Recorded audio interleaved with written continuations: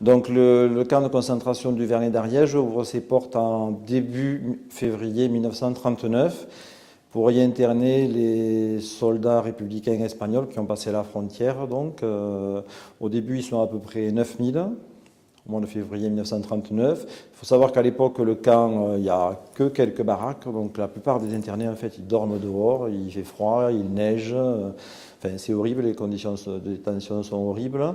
Ensuite, le camp, petit à petit, les internés sont employés par les entreprises qui viennent construire des baraques. Et il faut savoir qu'au mois de juillet 1939, on arrive à peu près à 15 000 internés dans le camp.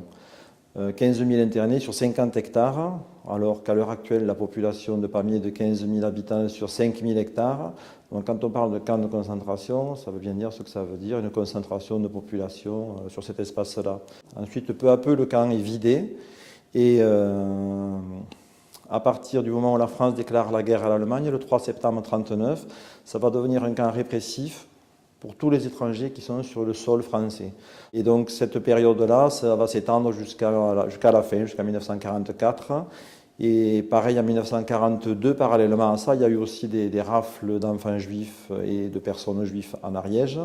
Donc notamment des gens qui étaient assignés à résidence à Aulus.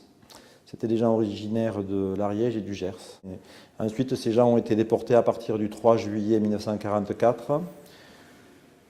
Leur déportation a duré pratiquement 2 mois. Donc on parle du train fantôme parce qu'il a erré sur les voies françaises jusqu'à arriver à Dachau, destination des hommes, le 28 août, et Ravensbrück, destination des femmes, début septembre 1944. La préoccupation des internés dans les années 1980, ça a été de créer un musée pour montrer un petit peu tout ce qui s'était passé dans ce camp de concentration. Donc au début, le musée était au-dessus de la mairie, quand il a été inauguré en 1982.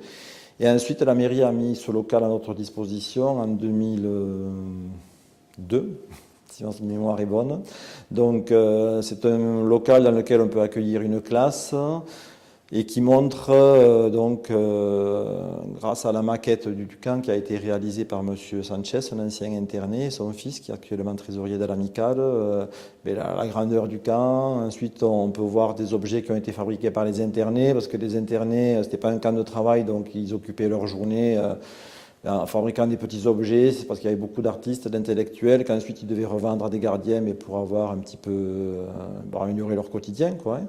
Et ensuite, dans ce camp, comme il y avait beaucoup de républicains espagnols aussi, il y avait des cours qui se tenaient, des cours d'alphabétisation, parce que c'était pour la République espagnole quelque chose d'important de faire cet apport culturel, quoi. Cette année, le projet qui est en cours et qui va se continuer pour l'année prochaine, c'est l'aménagement de ce qu'on appelle l'espace gare-wagon autour de la gare et de notre wagon, où on veut installer des panneaux qui expliquent aux gens ce que c'était que cette gare et que ce wagon, notamment des panneaux qui parlent de déportation. Donc on veut faire cet espace de mémoire et d'histoire qui va expliquer tout ce qui s'est passé. Et donc l'Amicale s'occupe donc de faire vivre cette mémoire et cette histoire de ce camp de concentration français, afin qu'on n'oublie pas ce qui s'est passé ici.